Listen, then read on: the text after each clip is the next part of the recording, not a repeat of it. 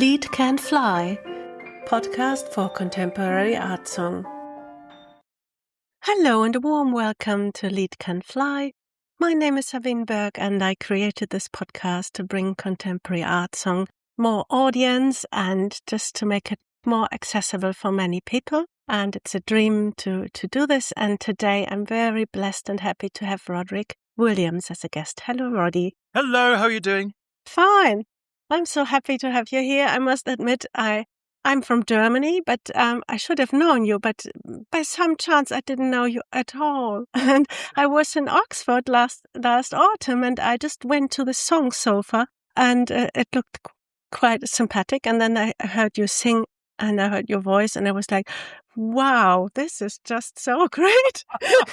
So I've got a little half English girl, and we missed the coronation because she wanted to watch Peter Pan. And I think that's by far the best option. That's lovely, yes. And when we watched Peter Pan, and I was just thinking, oh, I'm missing the coronation. Now, I always thought one day I will make a joke about it, but I never knew that this would be the Here's the moment.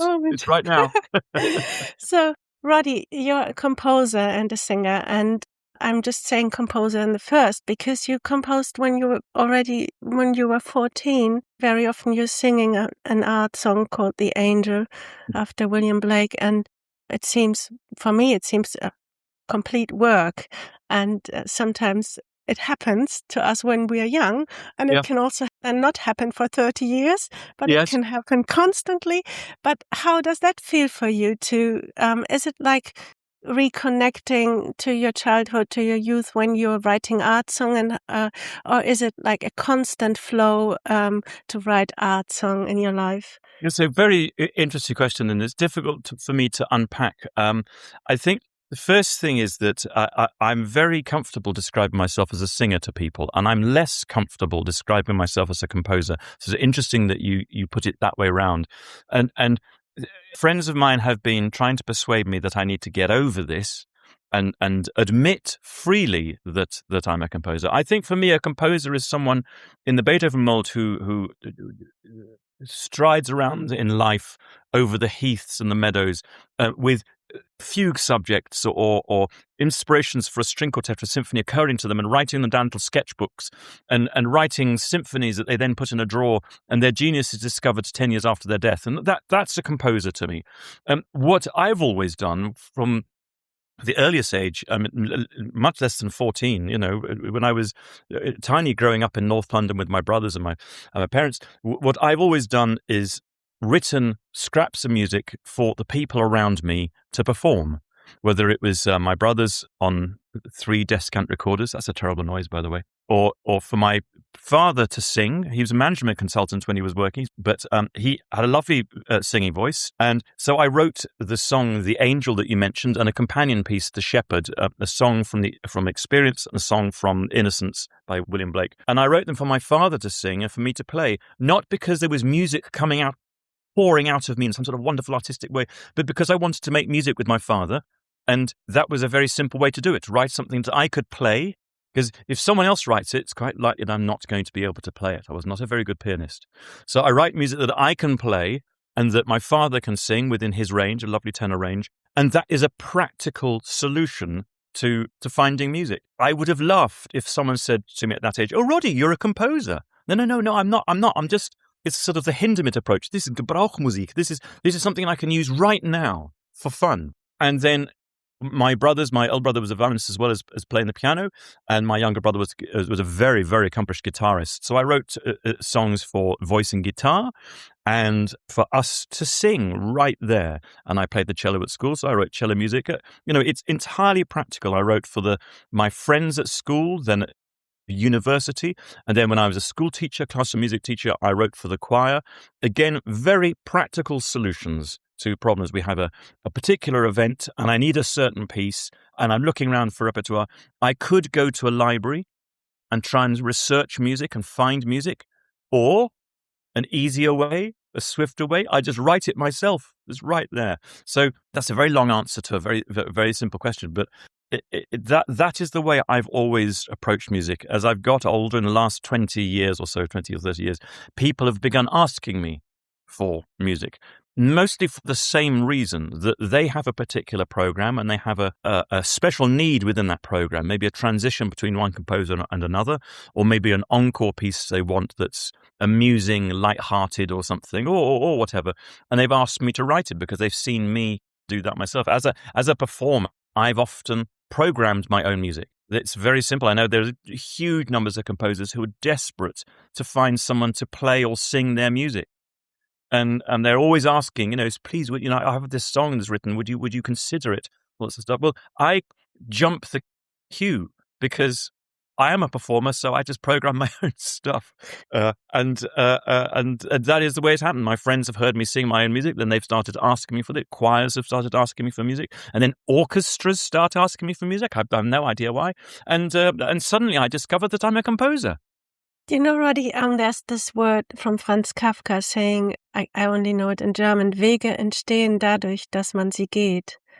Right. Yes. Yes. And, the path is just growing while you follow it. Yes. And I heard a couple of interviews because there are some on the internet and they all started with your education. And I was like, no, I'm not going to start with education because we can talk a lot about education, but in the end, it's your heart that is leading you, or some kind of inner voice, or your inner path, and your river that inside that is. First, it's like very thin, and then it's growing and becoming stronger.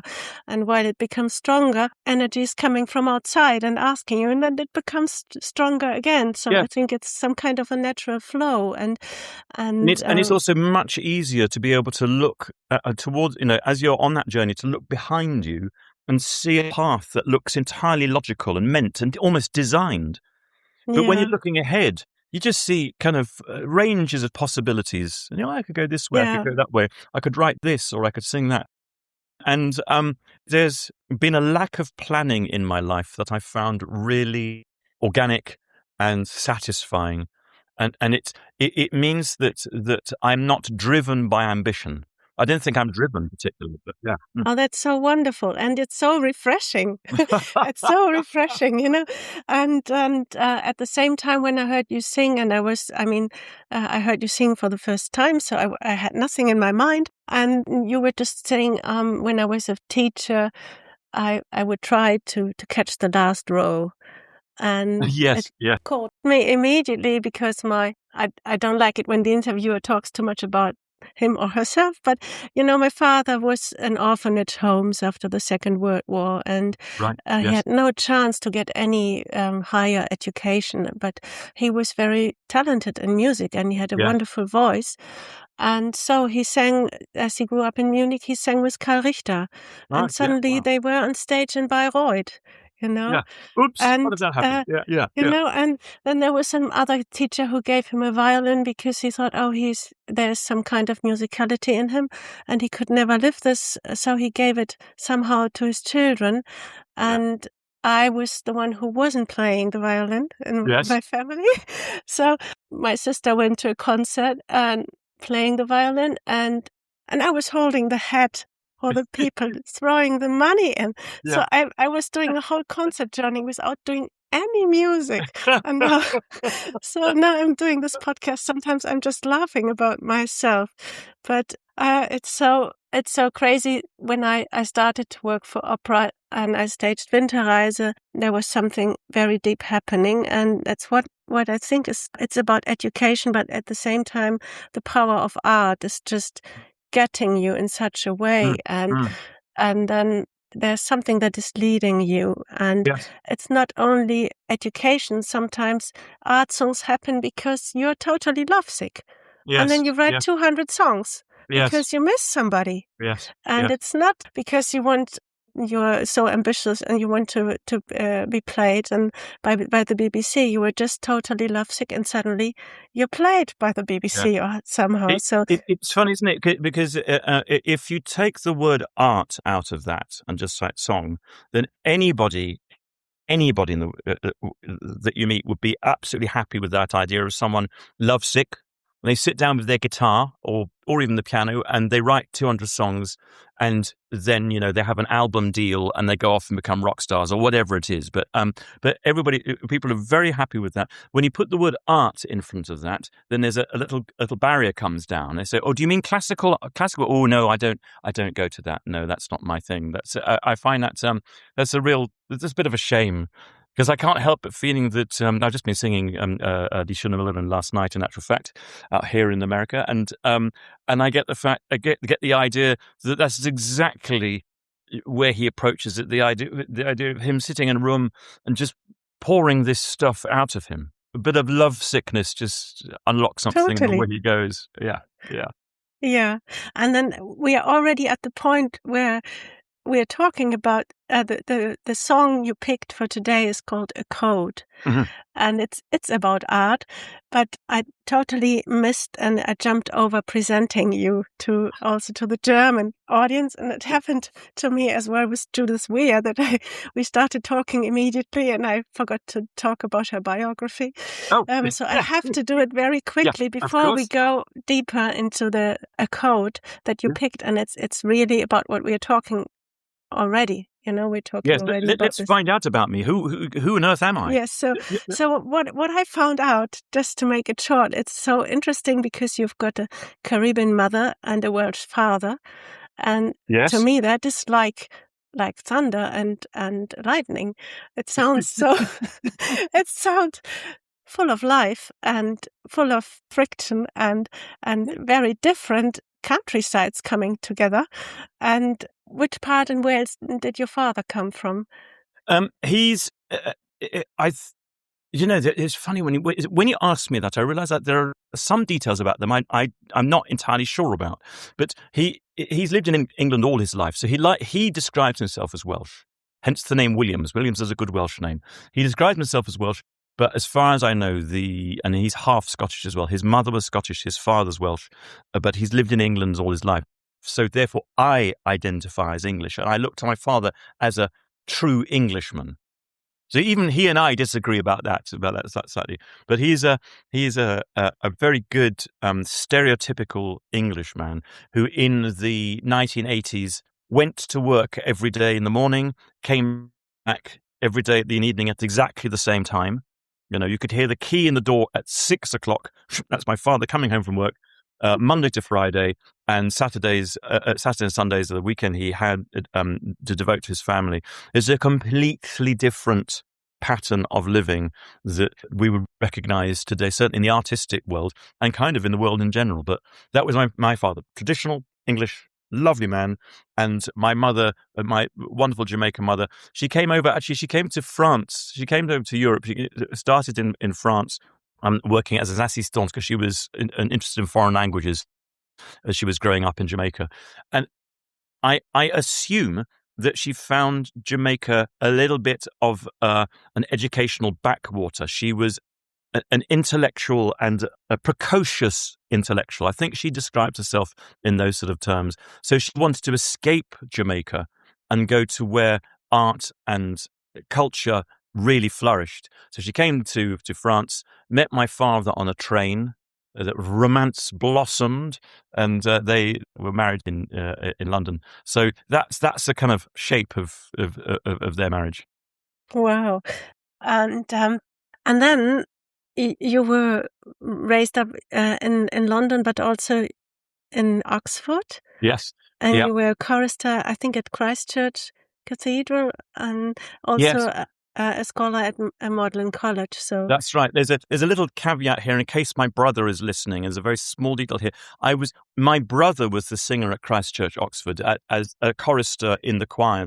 I went to the same school, but I was not good enough to get into cathedral choir, or whatever reason. I don't know quite what. What a gift! If you had been good enough, you might not have become what you are now. Because you were struggling. Right. Yes, exactly right. You were struggling. You didn't get that what your brother had, and now it's my older brother had singing in the cathedral meant that he sang service every day and twice on Sundays, maybe even 3 times on Sundays. So he was a professional singer from the age of 7, and they had to stay on when school term finished and we all went home, the choir had to stay on at Christmas because they had to sing on Christmas Day, and the same at Easter as well. They were professionals and they had a job to do, and it's quite possible. You are right. It's quite possible that if I had followed in his footsteps and done that, I would have been tired of singing. Yeah, of you being would a you professional would have singer been by the age of certified 13. and not hungry. So Yeah, we can say absolutely. thank you that you missed that. Ta-da! Absolutely. So, and to make your biography very short, you studied at the Guildhall School of Music, Correct. and in 2014 you were a soloist at the last night of the proms. You Did were that, yeah. a regular guest at the BBC Proms, the Royal Opera House, Covent Garden, the Dutch National Opera, Dallas Opera, Bregenz Festival, Berlin Philharmonics, at the Wigmore Hall. In 2016, you were the Singer of the Year of the Royal Philharmonic Society, and you became an OBE, the Officer of the Order of the British Empire. Yes, salute. In 2017. And then you also sang at the coronation of His Majesty King Charles III, which I unfortunately missed because of Peter Pan. Yeah, Peter Pan. And you're also a presenter for BBC Three Saturday Classics, and you're so devoted to art song. You're a programmer of fantastic programs like An English Song, Winterreise, where you find an emotional response to every Schubert song. You've been orchestrating Die Schöne Müllerin for string quartet or string ensemble or string quartet. It was a quartet, yes. Yeah. And also you've been part of the Dons Foundation, Let Her Music Play, Guinness World Record, the longest streaming. Oh, that's right. I did. Yes, I was involved in that. Yeah. So you've been singing a lot of. It was just women's composition for a long concert that was streamed, and also you sang a program in Wigmore Hall called the Women's Hour. Yes, I did. Very yes, interesting. Yes. And you've been artistic director at Leeds Leader Festival, and you just had a wonderful concert about haikus. It was very interesting to listen on YouTube as well. So, do you think you can pick what you're doing now? So, as you are quite free, and you can also create your own program, like with haiku and Schubert. So it's funny because as we are speaking, I happen to be in St. Paul in Minnesota, in America. So actually, you mentioned rivers. I'm out of my window. I'm looking out at the Mississippi going past me there. And I mention that only because I sang Müllerin in my quartet version last night. And I'm singing the English song response to Winterreise here on Friday in Minneapolis, the Twin City over the river. And I'm also, while I was here, I just bumped into Libby Larson, who came to the concert last night. So it was her haikus, it was her compositions that I sang here in the autumn just gone. So that program has developed with her, and I'm just sung that in Leeds last week before I came to America. So it's all the different things are swimming around at the same moment. So it's a very good moment for us to be talking. Yeah, wonderful. So for today, you picked the song A Code. Mm-hmm. You remember when you wrote it? Yes, I do. This is a response to a particular commission. So again, because I have a busy singing career, it's less likely that I write any music because it's inside me and I have to express myself. As I keep saying, I don't really feel like I'm that sort of composer. I'm a composer who responds to someone saying, I have a need of a piece. Can you write it? And also, especially, can you write it really quickly? We need it like next week. Okay. I respond very well to good deadlines.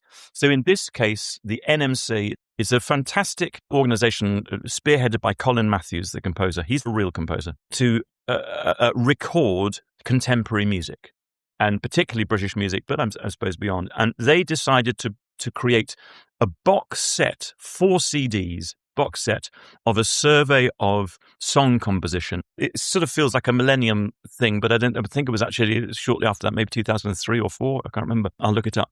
And they asked composers to write a 3-minute piece for voice and anything. Mostly voice and piano, but people wrote for all sorts of other instruments. And in fact, I recorded a wonderful song for voice and balloon. And the Oh. balloon was operated by the composer behind me.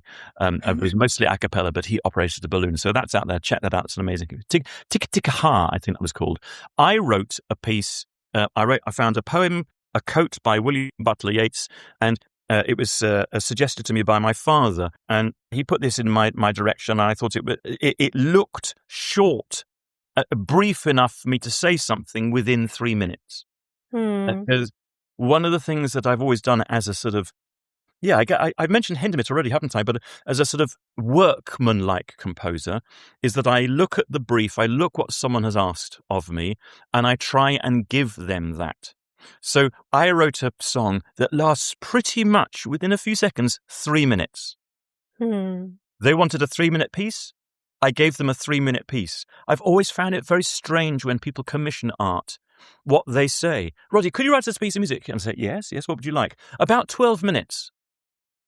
But they don't say anything else. Oh, we need a piece about 12 minutes. See, that's a rather odd thing to ask. You want a 12-minute piece? And I once wrote a chamber piece about a composer struggling to write a piece that lasts 12 minutes and struggling to understand what that means. And after 12 minutes, the piece stops very suddenly in the middle of a phrase. Because that's it. You wanted 12 minutes? Okay, I've given you 12 minutes. So here is my 3-minute piece.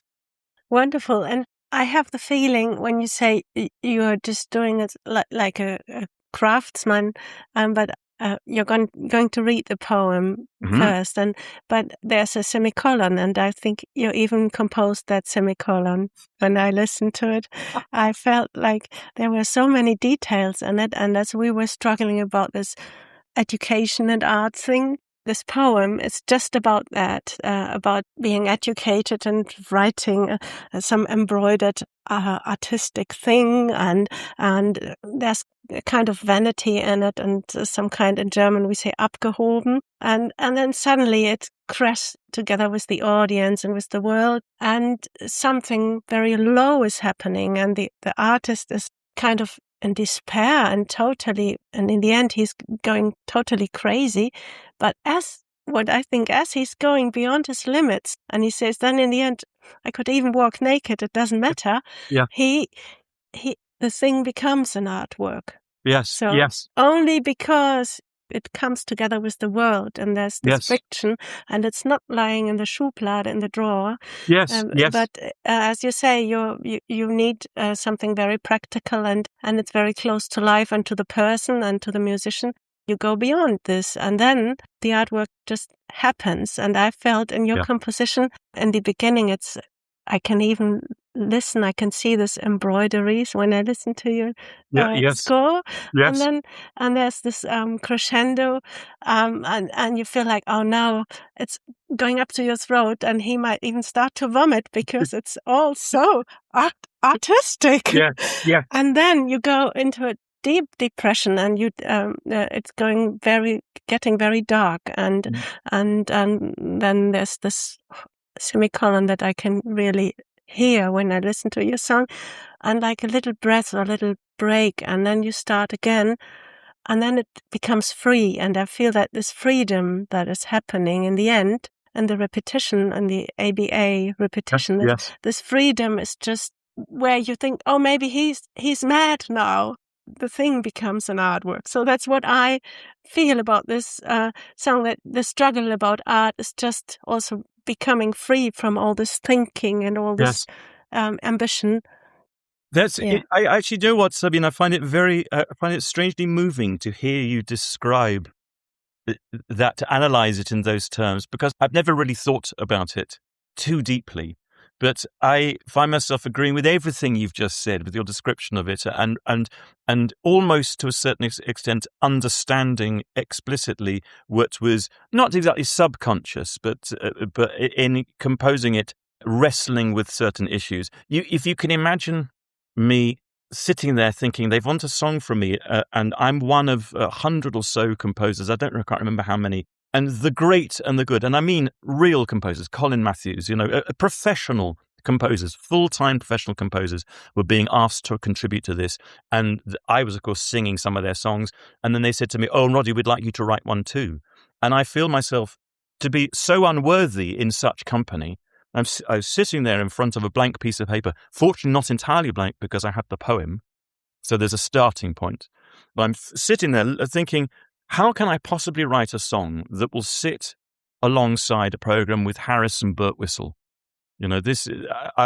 And so a lot of what you've just described is very true. The idea that I have to start somewhere. Start with something mundane and something, and maybe if I just write it and walk away, maybe in years to come I might look back on it and discover that there was some art in it. So I find that very attractive, and I say very moving. How you describe your perception of it. Oh, would you read the poem? I would read the poem with great pleasure.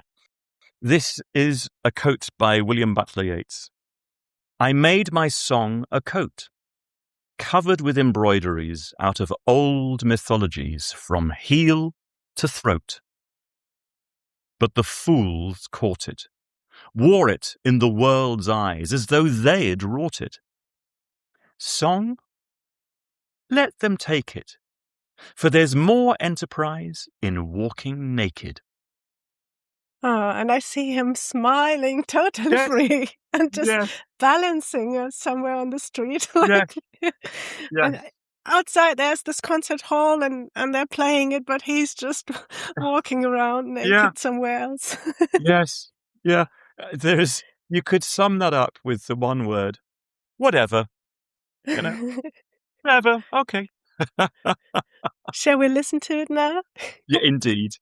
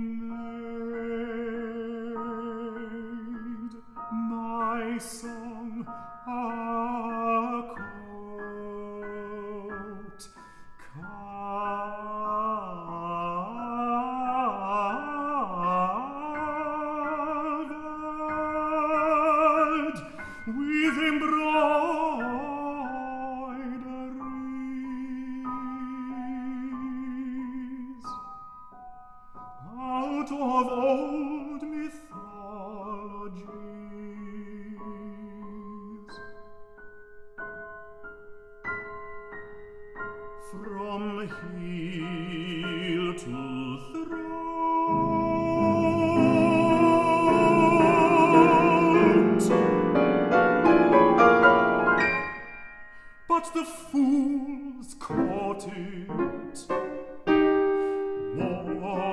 wore it in the world's eyes, as though they'd wrought it.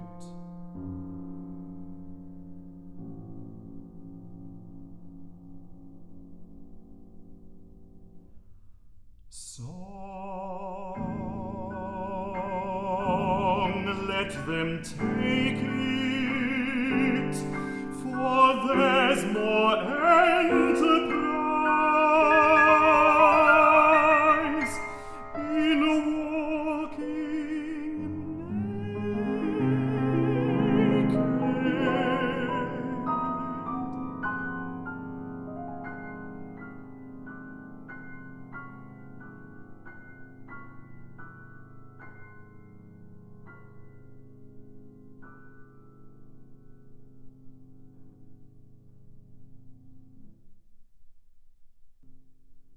This was a quote by Roderick Williams after a poem by William Butler Yeats.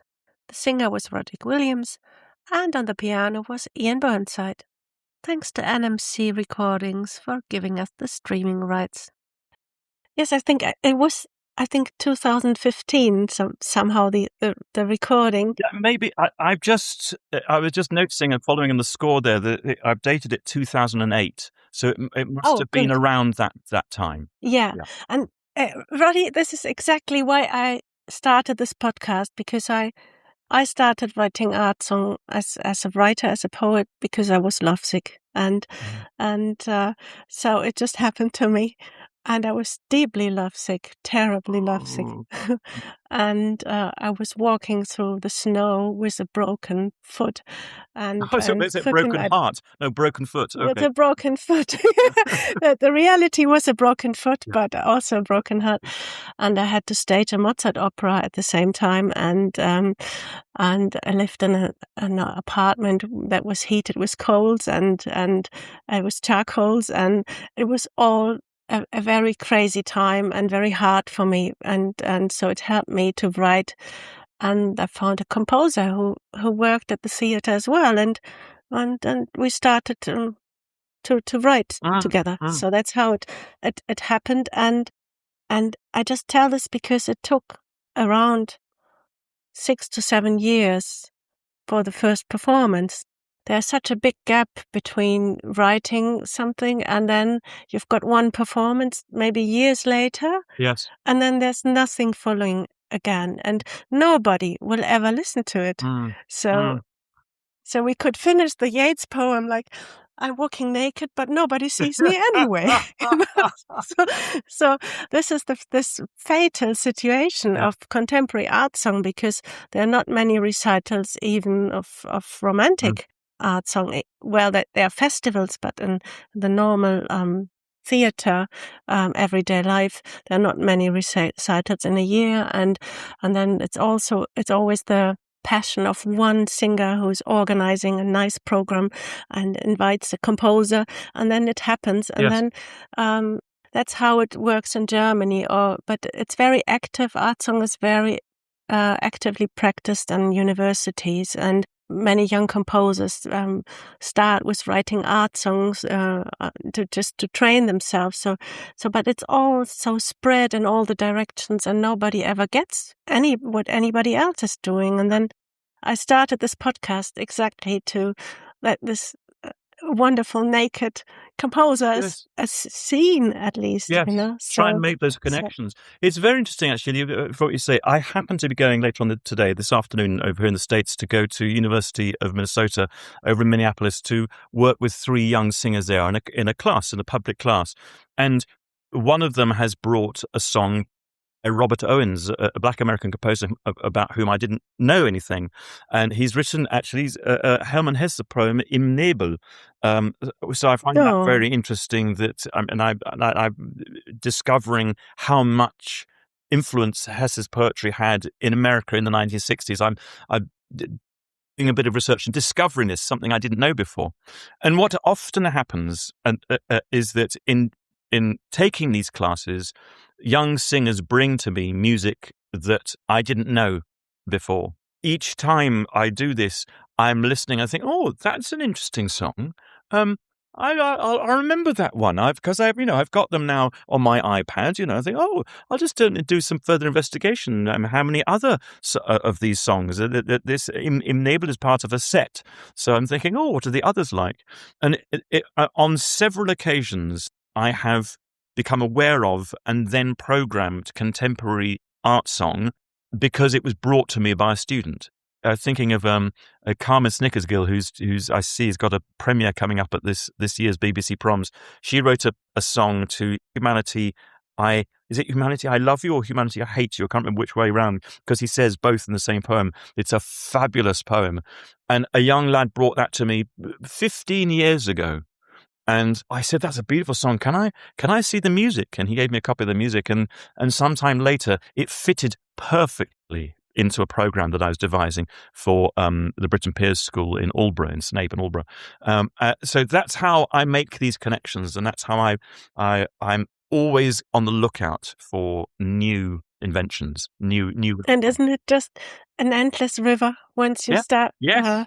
exploring it. And it's with this podcast, I can also talk about recordings that are 20 years old, and nobody on the market bothers, because people can discover it now. Yes. Yes. Because we're just talking about it, and so that's my big wish, that some students might discover or sing a code now, or Yes. just other composers from Germany listen to your music, and English composers listen to German music, Yes. and they come together, and they through the podcast they can just listen to what the colleagues are doing, and so it's a wonderful medium to be totally free and have no marketing manager who's saying what you've got to do. So but there is a particular freedom in programming art song. It's not always easy, but when young singers go into the profession, they imagine they're going to become opera singers. That's where everybody kind of starts. And in opera, obviously, you have the director, vis-a-vis you have the conductor, and then you have music staff. You have a team of people, all of them, language coaches. All of them are giving you opinions, information, and it can be quite overwhelming. When you are dealing with art song, there's you and your collaborator. It might be a pianist, might be a guitarist, might be anything, but it's basically one or two, maybe three people making decisions themselves. Well, how do you feel that this should go? So there is a wonderful artistic control over this, and in programming. Something you said earlier in our discussion reminded me of the lovely Natasha Lorgus, who's married to Stefan Lorgus, the baritone. He and I have sung together in the past. And Natasha was doing a great deal of work in academia. She was at the Royal College of Music in London, and then she's moved to Freiburg now with Stefan and their family. And she was doing a lot of research into programming I think it was in Vienna in the 19th century, and just finding old programs and looking and just seeing how things were done. And she was just making the point that we're so used to complete programs now. If I was going to sing Schöne I would start at the beginning, and the concert would not stop until I've sung the 20th song. And that's how we do Müllerin, obviously. Except that was never done in Schubert's time, and I don't think he had particular pretensions that it would happen. I'm not sure, but I feel that the first person to do it complete might have been Julius Stockhausen, Schumann's friend. And at the time he said, I'm going to sing the Schöne Müllerin straight through, and the critics hated it. They thought it was too long and too boring. That's it. And the normal thing is you pick 4 or 5 of your favorite songs, and then you intersperse them with all sorts of other things, poetry readings. Someone would play the second movement of a Brahms piano sonata or something like that, or a quintet or something like that. And all sorts of different things would happen. It's all about variety. The idea of one person singing for an hour, boring. So from the research that Natasha has done, I've really been enjoying not singing all of Müllerin straight through, or not singing all of Winterreise, but using some of the songs as springboards for something for other music. So it is that you've mentioned the Winterreise, the English song Winter Journey project that I'm doing, one song for each of the 24 Schubert originals. But another a program I have at the moment is based on Müllerin, where I sing about 8 of the Schuberts, 8 or 9 of the Schuberts, and each of them launches me off into a different direction. Das Wandern, that reminds me of 3 English songs who could be by anybody, male, female composers, anything between, and also contemporary or more well-known 20th century repertoire, the golden age of English song, the first half of the last century, which gives me a chance to sing some really well-known English repertoire, well-known to me, incidentally, as well as the audience, so I can relax on those, alongside something that's totally unknown. And then everybody can feel they know where they are. And then if they don't know where they are, in about 3 minutes' time, I'll sing another Schubert song, and they go, "Oh, I know where I am now." So it's a program that can reach out in so many different directions and keep returning to something where we all know where we are. It all tells the story of that young lovesick boy. Now that's so wonderful, because in that way you're just integrating so many different voices Yes. and so many different colors. Yeah.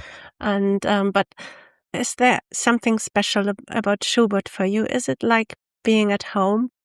Once I had this feeling when during the pandemic there was a concert with some art, new art song and others, and then there was Schubert, and suddenly, and all those people came together with distance and their masks, and everybody was happy to listen to it. And I heard Schubert, and I felt at home, and I felt, oh my God, there's something so universal about him that he's somehow leading us, or somehow whenever you connect to Schubert, you're home. Is it?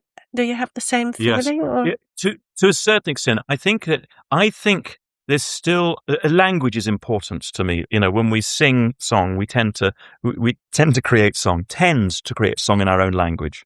It's not always the case, but so I think that I would feel what you've just described even more had I been singing Schubert in English, had Schubert been an English composer. So I think I have that feeling very strongly with English church music, of feeling right back home. And it's to do with what the music I was listening to and singing as a child. And what you describe, I do feel to a certain extent the universality of it with the modesty, the humility of Schubert's writing. There is something about Britain, about Benjamin Britten. I don't mean the country now. I'm talking about Benjamin Britten, with whose music I feel a very strong connection. I think it was hearing a piece of his music in a cinema, of all places, that first awoke me to the concept that classical music is a thing I understand. So I have a very strong connection with Britten. But there are a lot of the time he is particularly clever. And it's an accusation. I'm not the first person to level this accusation at him, that Britten can sometimes be very, very clever. Schubert's music, I feel comfortable with it because it's written in modesty. And it's utterly effortless. So let me describe for you. Coming here to the States at the end of last week, I had a most appalling set of flights. The first one was fine, but then I had a huge delay for the second one to get from Chicago to here. And I got into my hotel at 1:30 in the morning, and it was all a bit of a mess. It's absolutely fine, but all a bit of a mess. So the next day I woke up and I went to rehearse with the string quartet. And I was sitting in a very beautiful house here in St. Paul, Minnesota, with this string quartet, and we started playing the Schubert music. And I just thought, this is my happy place. It doesn't get any better than this. I'm singing the best music with these 4 incredible string players, wonderful string players. We were in a rehearsal, admittedly, but it was just kind of the best place to be. So in terms of coming home, that is what you're describing in a certain sense, and it's because it's because they're great tunes. And you know what? In a kind of magic way, we just landed where I wanted to be at the end of the podcast. How did we do that?